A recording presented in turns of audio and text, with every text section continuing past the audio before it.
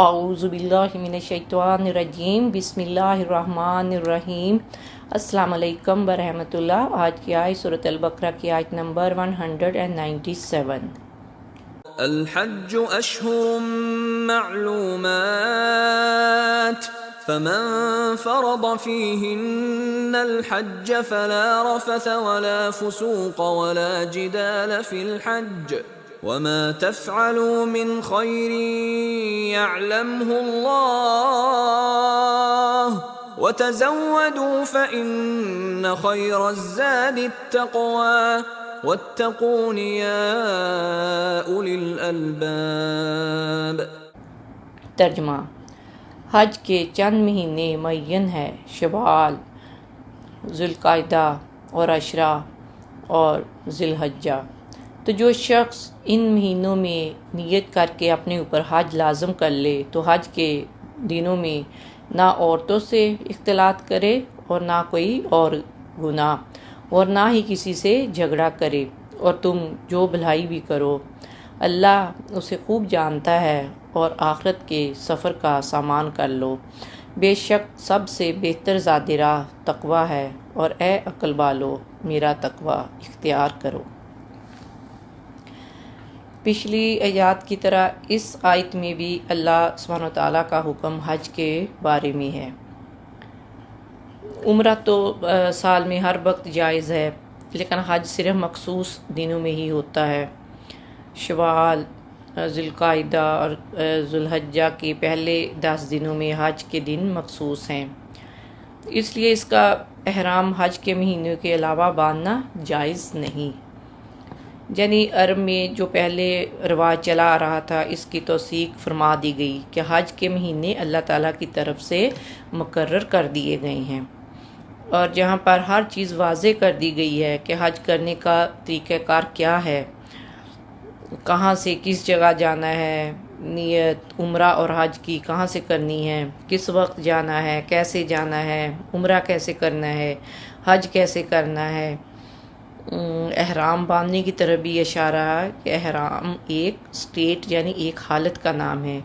ہماری جسمانی، روحانی اور ذہنی طور پر کیا حالت ہے جس میں ہم ہیں، اور اس وقت اپنے آپ کے اوپر کیا لازم کرنا ہے اور کن کن چیزوں سے منع کیا گیا ہے۔ یعنی جب احرام باندھ لیا جاتا ہے تو دوران حج نہ تو کوئی شہوت کی بات کرنی ہے، اور نہ فسق و فجور کی، اور نہ لڑائی جھگڑے کی۔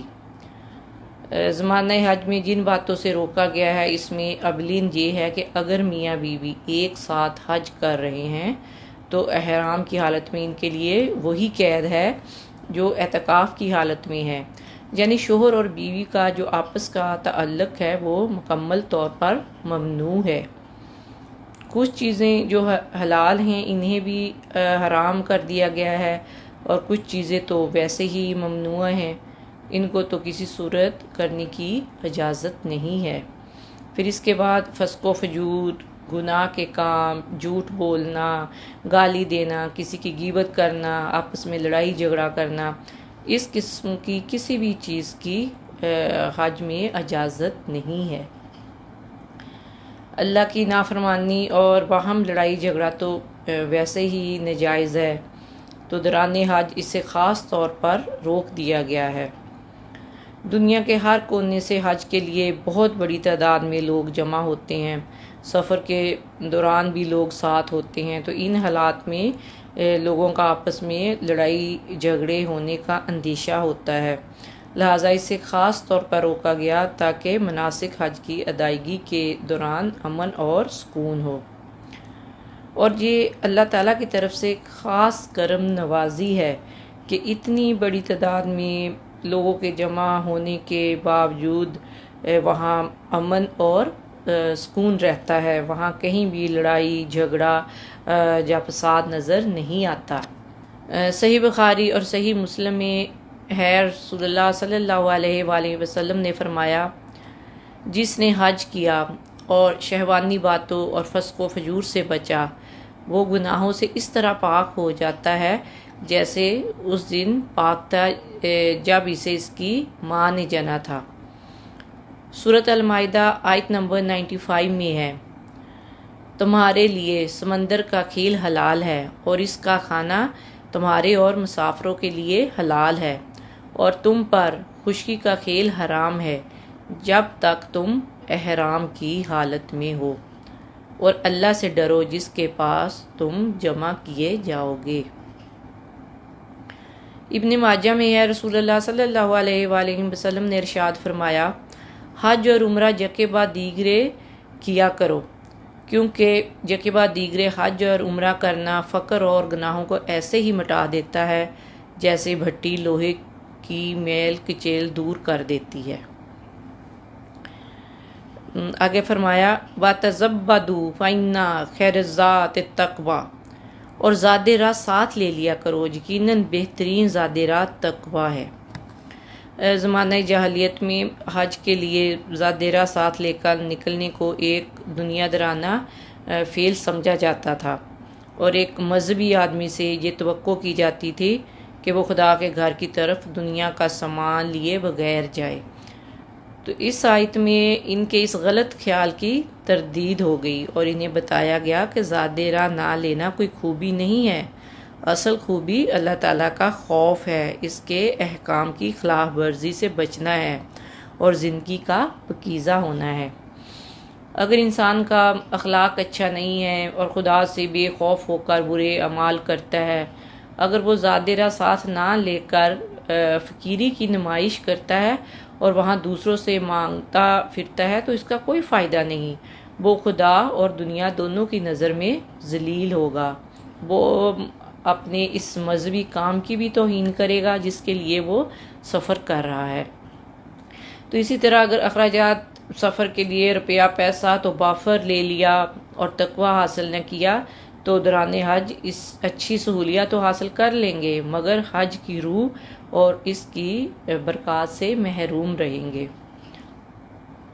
اگر انسان کے دل میں اللہ تعالیٰ کا خوف ہو اور اس کے اخلاق درست ہوں تو اللہ تعالیٰ کے ہاں بھی اس کی عزت ہوگی اور دنیا بھی اس کی عزت کرے گی۔ وَاتَّقُونِ يَا أُولِي الْأَلْبَابِ، اور میرا ہی تقوی اختیار کرو اے عقل مندو۔ انسان حج کے لیے جب احرام باندھ لیتا ہے تو وہ یہ نہ سمجھے کہ بس اس نے لباس پہن لیا ہے، بلکہ یہ تصور کرے کہ وہ امن کے دائرے میں آ گیا ہے، اس کی ذات سے کسی کو تکلیف نہیں ہوگی، وہ اپنا فوکس اپنا دھیان صرف اللہ سبحانہ تعالیٰ کی ذات پر رکھے، اللہ تعالیٰ کو خوش کرنے پر رکھے، وہ گناہوں کے کاموں کی طرف راغب نہ ہو۔ سورۃ محمد آیت نمبر 36 میں اللہ سبحانہ تعالیٰ کا ارشاد ہے، اور اگر تم ایمان لے آؤ اور تقوی اختیار کرو تو وہ تمہیں ثواب عطا فرمائے گا اور تم سے تمہارے اعمال طلب نہیں کرے گا۔ خلاصہ کلام یہ کہ جس طرح پہلے ہم نے روزے کے بارے میں پڑھا تھا کہ اس کا اصل مقصد تقوی حاصل کرنا ہے، اسی طرح حج کے بارے میں بھی ہے کہ حج کا اصل حاصل تقوی ہی ہے۔ اللہ سبحانہ وتعالیٰ ہمارے دلوں میں اپنا ڈر، خوف اور احساس پیدا کر دے اور ہمیں ظاہری و باطنی تمام کبیرہ گناہوں سے محفوظ رکھے، آمین یا رب العالمین۔ جزاک اللہ خیر۔ السلام علیکم ورحمۃ اللہ وبرکاتہ۔